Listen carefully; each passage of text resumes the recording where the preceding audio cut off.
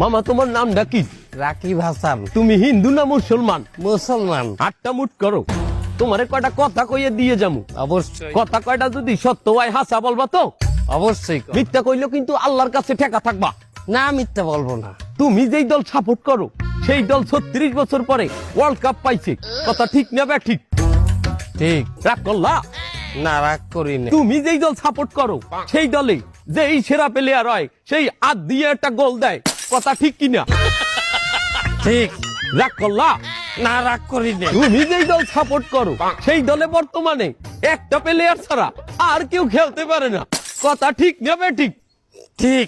রাগ করলা? না রাগ করি না। তুমি যেই দল সাপোর্ট করো সেই দলের 3টা বিশ্বকাপ সাপোর্টাররা মনে করে 50টা বিশ্বকাপের সমান, আর ব্রাজিলের 5টা বিশ্বকাপ রে ওরা একটাও ধরে না, কথা ঠিক না বে ঠিক? ঠিক।